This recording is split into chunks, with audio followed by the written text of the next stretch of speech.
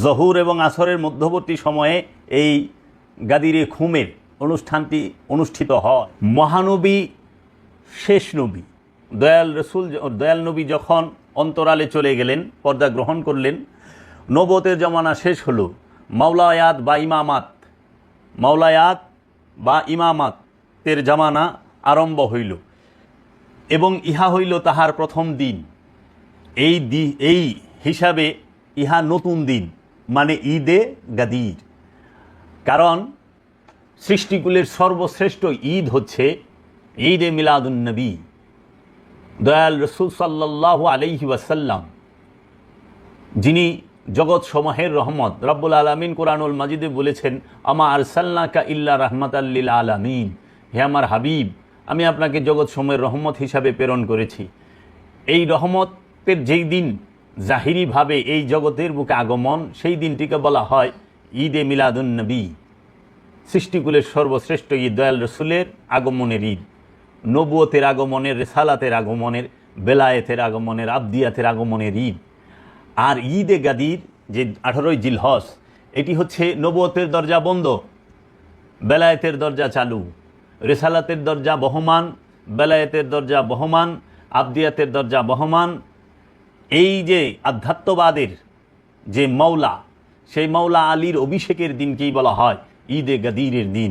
মুসলমানদের জন্য, ইমানদারদের জন্য, মুমিনদের জন্য এই দিনটি অনেক তাৎপর্যময় এবং বরকতময় এবং খুবই আনন্দময়। মহানবী বিদায় হজের পরে যখন মক্কা শরীফ থেকে বিদায় হজ করে মদিনার উদ্দেশ্যে রওনা করলেন, 18ই জিলহজে গাদিরে খুম নামক স্থানে মহানবী অবস্থান নিলেন এবং এই গাদিরে খুমের যে মূল বিষয় সেটি ঘোষণা করলেন। কোরআনুল মাজিদে এসেছে, সূরা মায়েদার 67 নম্বর আয়াতে আল্লাহ রাব্বুল আলামিন বলতেছেন, আউযু বিল্লাহি মিনাশ শাইতানির রাজিম, বিসমিল্লাহির রহমানির রহিম, ইয়া আইয়ুহার রাসূল বাল্লিগ মা উনজিলা ইলাইকা মির রাব্বিকা, অর্থাৎ হে রসুল, আপনার রব হইতে আপনার নিকট যাহা নাজেল করা হয়েছে আপনি তাহা প্রচার করুন। ওয়া ইন লাম তাফআল ফামা বাল্লাগতা রিসালাতাহু, এবং যদি আপনি তাহা না করেন তাহা হইলে আপনি আপনার পাঠানো বিষয়ে দায়িত্ব পালন করেন নাই। ওয়াল্লাহু ইয়াসিমুকা মিনান নাস, এবং আল্লাহ মানুষদের হইতে আপনাকে রক্ষা করিবেন। এই আয়াতটি যখন অবতীর্ণ হয়, সঙ্গে সঙ্গে সরকার দু আলম হজরত আহমদ মুস্তফা সাল্লাল্লাহু আলাইহি ওয়াসাল্লাম এই গাদিরে খুম নামক স্থানে, গাদির শব্দের অর্থ হচ্ছে জলাশয়, খুম হচ্ছে ওই স্থানটার নাম। কারণ প্রতিটা সফরে, যে যখন আজ থেকে প্রায় 1400 বৎসর, 1450 বৎসর আগে যে বিষয়গুলো ঘটেছে, তখন এই গাড়ির যুগ ছিল না, বিমানের যুগ ছিল না, এই ভার্চুয়ালের যুগ ছিল না। ওই সময়ে কি করা হতো, যে সফরের মধ্যে যেই জায়গায় একটু পানি পাওয়া যেত, পানির একটা ছোট পুকুর অথবা যেখানে পানি জমা থাকতো, সেইখানে সফরের সময় তাঁবু ওইখানে স্থাপন করা হতো, ওইখানে বিশ্রাম নেওয়া হতো। ঠিক গাদিরে খুম নামক স্থান, গাদির শব্দের অর্থ হচ্ছে জলাশয়, খুম হচ্ছে ওই এলাকার নাম।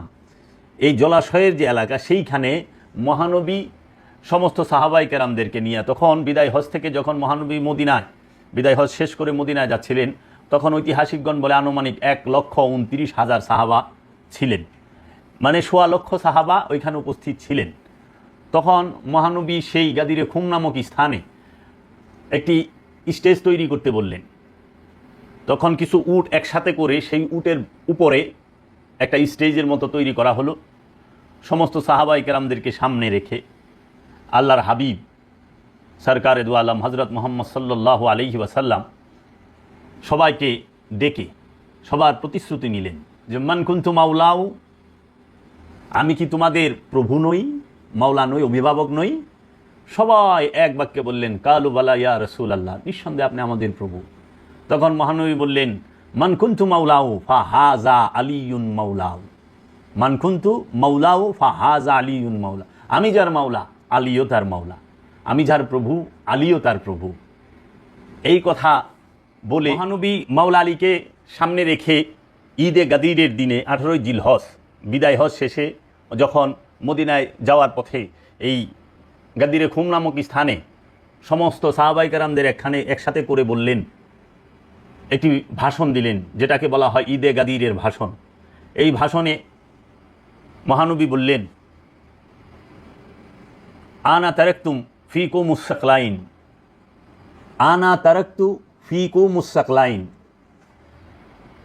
আউয়ালুহা কিতাবাল্লাহি ফীহি নূরুন, আউয়ালুহা কিতাবাল্লাহি ফীহি নূরুন ওয়াল হুদা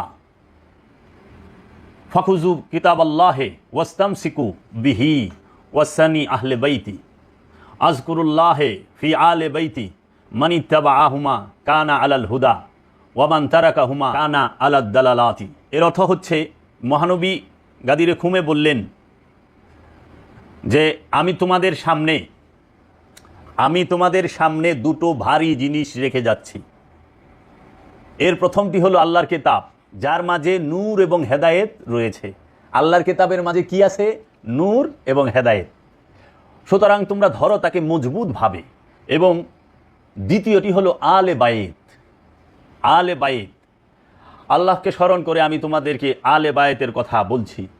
যদি তোমরা এই দুটো জিনিস অনুসরণ করো তাহলে হেদায়েত পাবে, এবং যদি তোমরা পরিত্যাগ করো তাহলে তোমরা পথভ্রষ্ট গুমরা হবে। রাব্বুল আলামিন বললেন যে হে আমার রসুল, আপনার রব হইতে আপনার নিকট যাহা নাজিল করা হয়েছে আপনি তাহা প্রচার করুন। আর আল্লাহর হাবিব বললেন যে সেই প্রচারটা করলেন এইভাবে যে আমি তোমাদের কাছে দুইটি ভারী জিনিস রেখে যাচ্ছি মানব জাতি। একটি হইল আল্লাহর কিতাব, যার মধ্যে আছে নূর এবং হেদায়েত, এবং অপরটি হলো আমার ইতরাত, আমার বংশ, আমার আহলে বাইত। এই মহানবীর বংশ, মহানবীর আহলে বাইত এবং আল্লাহর কিতাব, একটু খেয়াল করবেন এখানে কিন্তু কোরআন শব্দটা উচ্চারণ করে নাই। এখানে কিন্তু মহানবী এইটা বলে নাই যে আমি তোমাদের কাছে কোরআন রেখে গেলাম, যে আনা তারাকতুম ফিকুমুস সাকলাইন আউয়ালুহা কোরআন আল্লাহি, তা কিন্তু বলে নাই। আউয়ালুহা কোরআন আল্লাহি বলে নাই, বলছে আউয়ালুহা কিতাব আল্লাহি, আল্লাহ কিতাব রেখেছে। তাহলে কিতাব কি আর কোরআন কি? কিতাব কাকে বলে এবং কোরআন কাকে বলে? এই সম্পর্কে বর্তমান সমাজে যারা ওহাবি সালাফি, এদের তো কোনো ধারণাই নাই। এরা সহিফাকে, এরা বাইন্ডিং করা যে সহিফা আছে, যে বইগুলো আছে, এগুলাকে কিতাব বলে।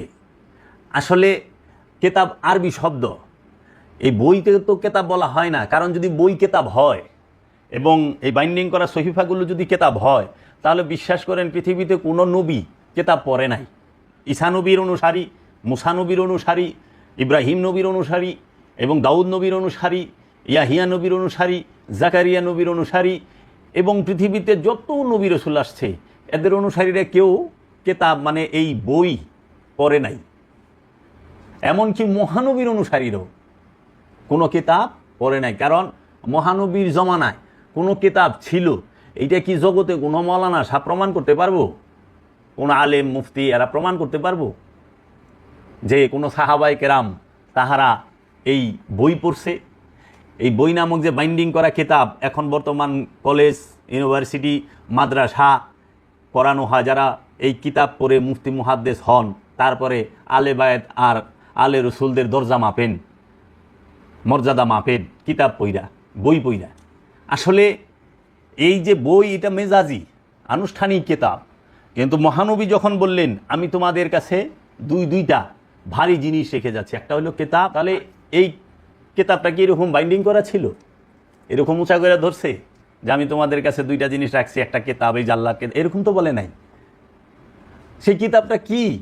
কারণ আমরা যে কোরআনুল মাজিদ, আমরা যতটুকু জানি আমাদের ইসলাম ধর্মের সর্বপ্রথম যে সহিফা এবং কাগজ, কালি, অক্ষরের সমন্বয়ে যে বাইন্ডিং করা যে কিতাবটা লেখা, যে কোরআনটা লেখা হয়, সেটা হচ্ছে হযরত উসমান রাদিয়াল্লাহু তাআলা আনহুর আমলে কোরআনুল মাজিদের এই বাইন্ডিং করা হয়, লিপিবদ্ধ করা হয় মহানবীর উফাতের 21 বছর পরে।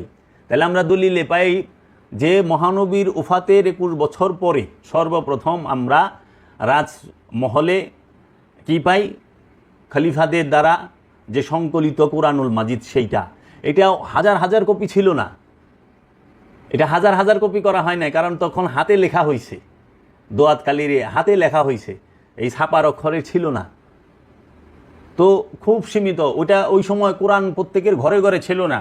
আমরা কি একবার চিন্তা করতে পারি প্রতিটা মানুষের ঘরে ঘরে কোরআন যে কিতাব আকারে কোরআনুল মাজিদ কবে আসলো, ছাপার কোরআন, এটা কখন থেকে আসলো? কখনো গবেষণা করেছেন? গবেষণার দরজাটাই বন্ধ করে দিছে। কিন্তু মহানবী বলতেছে আমি কেতাব রাইখা গেলাম। যখন এই কাগজ কালির কোনো কেতাব ছাপাই হয় নাই, বাইন্ডিংই হয় নাই, তো মহানবীর ইন্তেকালের 21 বছর পরে এই কোরআনুল মাজিদ হযরত উসমান রাদিয়াল্লাহু তাআলা আনহুর দ্বারা বাইন্ডিং করা হয়। আর যে হাদিসের কিতাব সিহা সিত্তা, যে হাদিসের সহি যে হাদিসের কিতাবগুলো, এইগুলা মহানবীর ইন্তেকালের প্রায় 2 থেকে 250 বছর পরে লেখা হয়। 2 থেকে 250 বছর পরে। ইমাম বুখারী, ওনার জন্ম হলে 810 সালে, ইংরেজি 810 খ্রিস্টাব্দে, আর মহানবী ইন্তেকাল করেন 632 খ্রিস্টাব্দের শেষের দিকে। তাহলে 632 থেকে 810, ওইদিকে হলে 68 আর এদিকে হলে 110, তাহলে 178 বছর পরে ইমাম বুখারীর জন্ম মহানবীর উফাতের। আর বুখারী শরীফই সর্বপ্রথম হাদিসের কিতাব। তো ইমাম বুখারীর জন্ম হইল 178 বছর পরে মহানবীর ইন্তেকালের। তারপর উনি বড় হয়েছে, বড় হওয়ার পরে সে গবেষণায় নামছে। তো আমি পরবর্তীতে ইনশাল্লাহ করব হাদিস শরীফের নিয়ে একটি ভিডিও। তো দেখা যায় যে 200 বছরের পরে যায়া উমাইয়া আব্বাসিয়া রাজবংশের আমলে হাদিসের কিতাব আসে। এরপরে যাইয়া হইল এজমা কিয়াস আসলো, ফতোয়ার কিতাব আসলো। এই ফতোয়ার কিতাব কোনো নবী রাসূলে দেয় নাই, বড় বড় আলেম উলামাগণ লিখেছেন, কোনো সাহাবীও ফতোয়ার কিতাব দেয় নাই। তাহলে কাজী কিতাবের আগমনটা একটু খেয়াল করেন। আমরা কিতাব পাই উমাইয়া আব্বাসিয়া রাজবংশের আমল থেকে, আব্বাসিয়া রাজবংশের আমল থেকে, বিশেষ করে উমাইয়া রাজবংশের আমলেও কিতাব ওইভাবে লেখা হয় নাই, শুধু কোরআন সেইটা বাইন্ডিং করা হয়েছে উমাইয়া রাজত্বের আমলে। আর আব্বাসিয়া রাজত্বের আমলে যত কিতাব এই যে আস্তে আস্তে আস্তে আস্তে শুরু হইল ছাপানো লেখা, এই পর্যন্ত চলছে, সামনেও যাবে। এবং সব মতের, ইসলাম ধর্মে 73টা ফেরকা, ইসলাম ধর্ম মধ্যে 73টা ফেরকা, 73 ফেরকার মধ্যে বড় বড় আলেম আছে এবং 73 ফেরকার কাছে যুক্তি আছে, তাদের কাছে দলিল দাস্তাবেজ আছে। এবং সবচেয়ে মজার বিষয় হইল 73 ফেরকা 73টাই কয় আমরাই সঠিক, কেউ কয় না যে আমরা ভুল আছি। আর মহানবী বলছে আমার উম্মতের মধ্যে 73 ফেরকা হবে, এক দল যাইব জান্নাতে আর 72 দল জাহান্নামী। 72 দল জাহান্নামী, তাইলে বোঝা গেল 72টার মত পথ একসাথে মিলবো, একটার টাকা এই 72টার সাথে মিলবো না। তাহলে 72টার সাথে যে দলটার মত, যে নিয়ম কানুন যাহা মিলে না, বুঝতে হবে এইটাই সঠিক, কারণ 72টার সাথে মিললে হবে না। মানে এক দল, অনেক শিয়া কয় আমিও জান্নাতি, তোরা সব বাত, আমরাই জান্নাতে যাবো। ওহাবিও কয় আমরাই সহি, তোরা সব শিরিকি বিদাতি খারিজিরা, এইভাবে বলতে থাকে। তো কাজেই আমরা একটু গবেষণা করি। বাবা জান শরীফ শাহ সুরেশ্বরী বলছেন, নরে হকে হক আছে, হক চিনো আগে, পারো যদি আবাদত করো শেষ ভাগে, না চিনিয়া আবাদত করিবে কাহার, ভূতের বন্দিগি হবে, হবে না খোদা। তা আমরা যেন একটু বুঝিয়া শুনি, আগে বুঝো পরে মজো।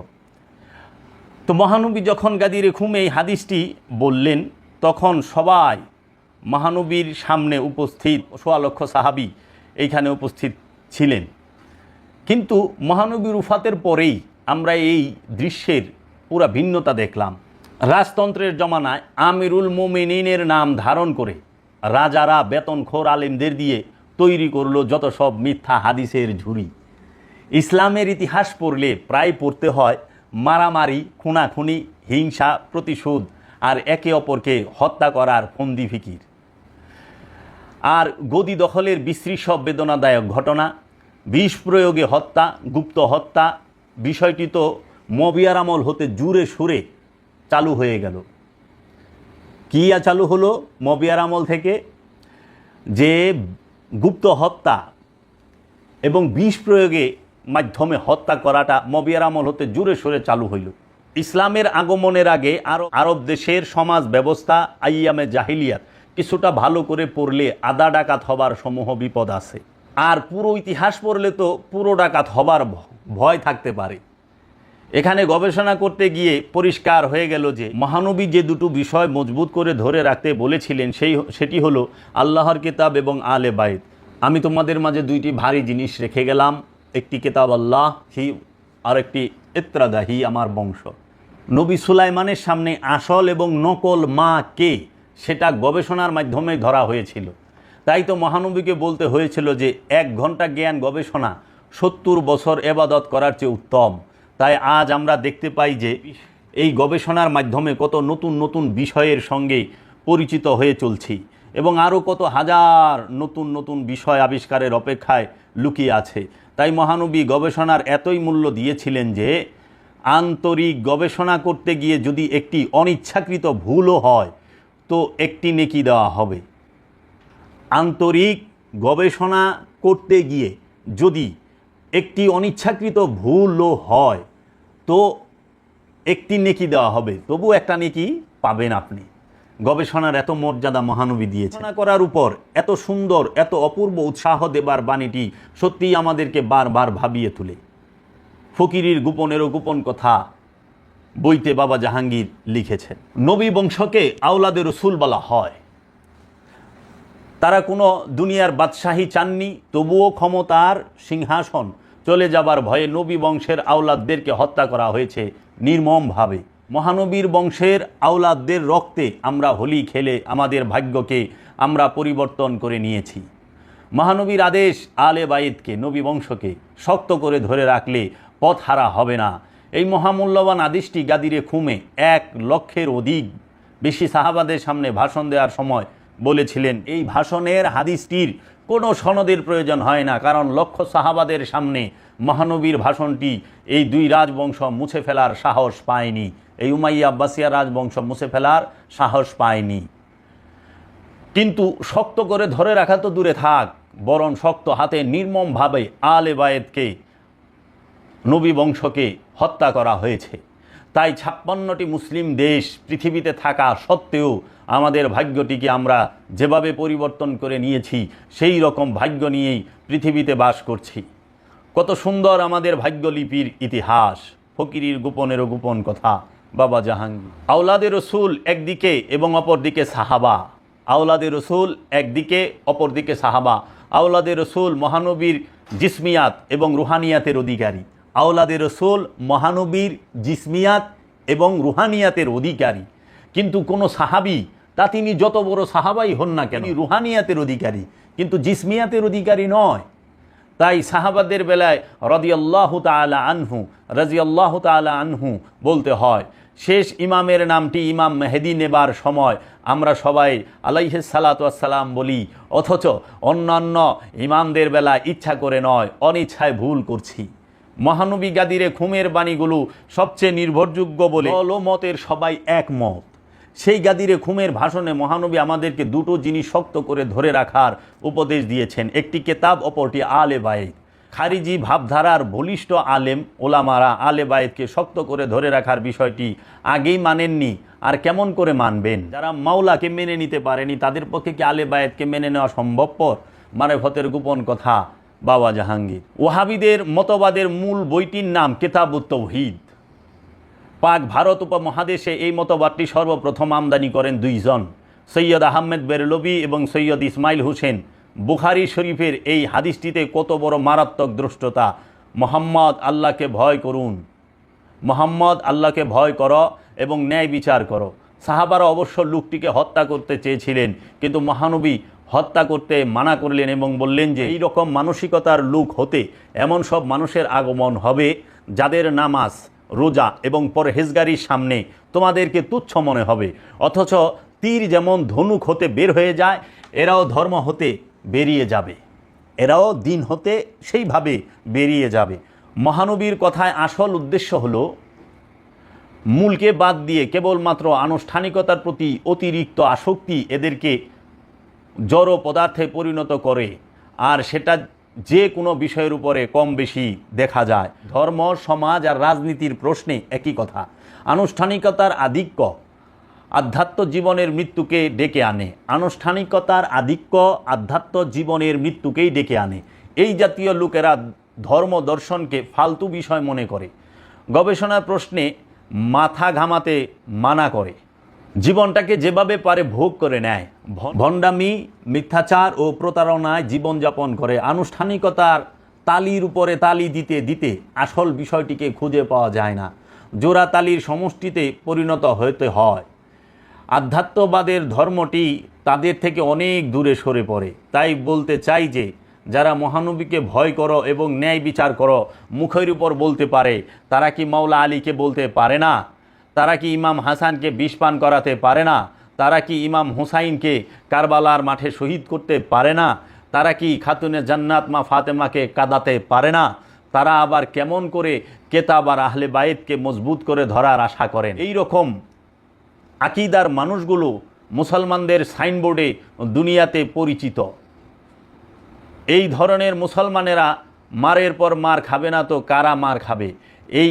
তাই এদের সঙ্গে মুমিন মুসলমানদেরও মার খেতে হয়। কারণ কথায় আছে, 10-এর চক্রে ভগবানও ভূত হয়। মারেফতের গোপন কথা, বাবা জাহাঙ্গীর। এমন অনেক হাদিস আছে যা মহানবীর সময় হতেই মানুষের মুখে মুখে ফিরত এবং এই রকম হাদিসের সংখ্যা তুলনায় অনেক কম। যেমন মুমিনদের হৃদয়গুলো আল্লাহর আরশ, কুলুবুল মুমিনিন আরশে আল্লাহ, আল্লাহর বসার স্থান। যে তার নফসকে চিনতে পেরেছে, কোনো সন্দেহ নাই সে তার রবকে চিনতে পেরেছে। আরেকটি হাদিস আছে যে মানরানি ফাকাদরা আল হাক্কা, যে আমাকে দেখেছে সে কোনো সন্দেহ নাই সত্যকে দেখেছে। মহানবী বলতেছে মানারা ফানাফসাহু ফাকাদারা ফারাব্বাহু, যে নিজেকে চিনেছে সেই রবকে চিনেছে। মহানবী বলতেছেন আনা মাদিনাতুল ইলমি আলিউ বাবাহা, আমি জ্ঞানের শহর, আলী তার দরজা। যে কেউ জ্ঞান অর্জন করতে চায় তাকে অবশ্যই এই দরজার মধ্য দিয়ে আসতে হবে। যে কেউ আধ্যাত্ম রাজ্যের, নিজেকে চেনার, আত্মদর্শনের জ্ঞান অর্জন করতে চায় তাকে অবশ্যই মাওলা আলীর দরজা দিয়ে প্রবেশ করতে হবে। কারণ জ্ঞানের দরজা মহানবী বলছে একটাই, সেটা মাওলা আলী। আর কাউকে জ্ঞানের দরজা বলে মহানবী সম্বোধন করে নাই। আমি যার মাওলা, আলীও তার মাওলা। মান কুনতু মাওলাহু ফাহাযা আলীউন মাওলাহু, আমি যার মাওলা, আলীও তার মাওলা। মহানবী বলেছেন হুসাইনু মিন্নি ওয়া আনা মিনাল হুসাইন, আমা হতে হুসাইন এবং আমি হুসাইন হতে।